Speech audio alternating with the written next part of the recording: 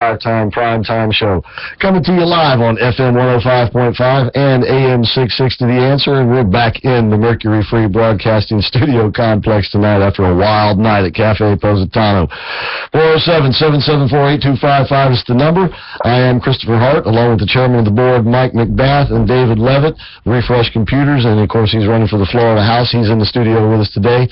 Lucas Paris has us up on the Pariscope. You can go to our channel on YouTube, which is Adversaries TV, type in Pariscope, and there we will be, and you can see what happened last night too. Nicholas Cicero's on the bridge, and Abe Katsman is coming to us live from Jerusalem tonight. And Abe,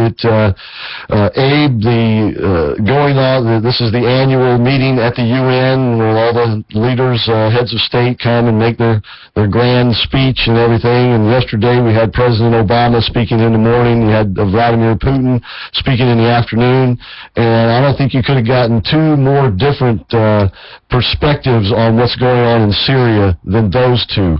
How did it play out in Israel? Honestly, they haven't paid that much attention to it here. I think that the tendency in Israel regarding President Obama's speeches is that at this point, unless he's speaking directly about Israel or the Palestinians or directly about Iran, they kind of find that there are a lot of words, but that they don't seem to mean that much. That's been Israel's experience with the president's speech making so far. President Putin, on the other hand, I think they listen to a little bit more because the Russians are playing a greater and greater role in this region, and I think that Israel is going to have to deal with that. This is Mike McBath. A question on this Russia-Syrian situation. Don't you think, though, that Russia also could be just like the rest of the countries in the Mideast, just get bogged down in there, spend lots of money, and get not very much accomplished? I mean, I just wonder, where are they going? That's a very good question, and that's actually quite possible. I know that there are those who think that Russia is making a huge mistake by getting into the fray in Syria. This is something that Russia cannot really afford. They've got their own economic problems. They're dependent on the price of oil, which has been very low lately and doesn't show any signs of coming back all that strong. This could be problematic for them, and but at the same time, they are, kind of reasserting a greater world role than they've had for some time. I don't know what they're going to get monetarily out of their position in Syria, but it does help them to have this alliance with Iran and Syria, and now Iraq is part of the Axis. Right. And I can see that happening, but I can also see, at least while Barack Obama is still president, Vladimir Putin outsmarting him and having us do a lot of the dirty work, and maybe us be the ones, who don't get anything out of it. And at the end of the day, he does, because he goes in, he stakes out the territory for Bashar al-Assad, and then it's going to be up to us to do something about ISIS or something like that. And Barack Obama and his grand coalition that he keeps talking about.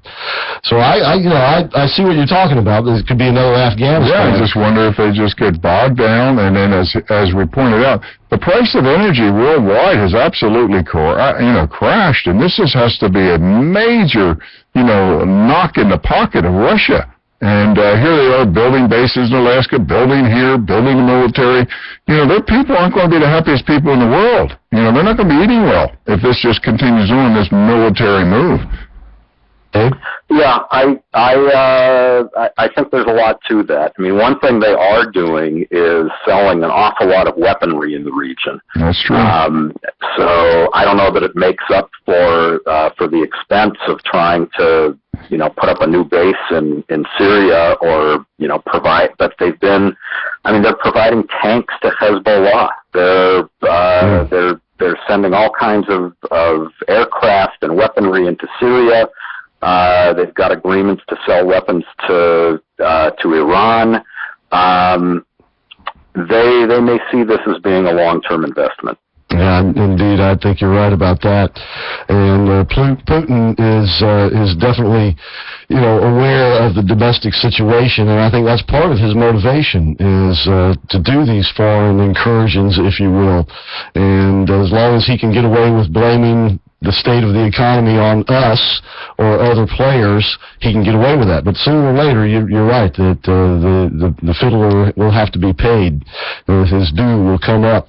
But Abe, the Prime Minister Netanyahu, is he going to speak in front of the UN this session? Yeah, he's scheduled, I believe, for Thursday. I'm not certain about that, but I think so. People are not, sitting on pins and needles the way they were the last couple of years in terms of what he was going to do and what he was going to say, because previously there was so much suspense over what was going to happen with Iran and what he was, what sort of speech he was going to bring into the argument. And now the Iran deal is essentially over.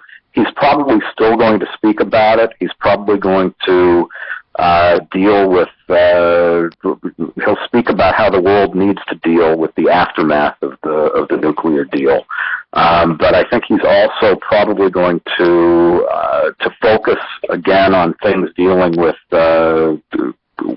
Israel itself, Israel's rights in its own country, and the situation with the Palestinians. I think that's probably where his focus will be. I have no inside information, but I assume that's where he's going to go. You don't anticipate him issuing what some may characterize as a threat to Iran or something like that? I don't think that would be the forum where he would do it. Maybe he'll surprise us, but I don't think he'd do it that way. I don't think that he's necessarily one to issue threats of the type that anything overt. I think that when everybody understands what Israel's position is regarding Iran, and if the time comes to act, I think they'll act without making a big presentation about it beforehand. I just wonder, too, do you think the technology of Israel's military is actually good enough to knock Iran totally out? I don't think anybody knows. I'm not even sure that Israel knows, because a lot has to do with, we don't know exactly what we're dealing with in terms of what Iran has, how well protected it is, how spread out it is. I really don't know. Plus the fact that as this money pours in, you're going to have less and less of a field because they're going to be buying more and more. And what's North Korea be doing for them? What's Russia do? Oh, boy, this is going to become a mess. And you can thank our president, Mr. Know Nothing. Just disgusting. One last question for you, Abe. Bashar al-Assad, I like to call him Bash. Old Bash made a speech, I guess, last week in which he blamed essentially the West and the United States in particular for the mass outflow of migrants. Was there an element of truth in what he said? Part of your question got cut off. He blamed the West in general, and I believe the United States in particular, for the mass migration of people out of his country into Europe, saying it was all our fault. We sort of got what we deserved.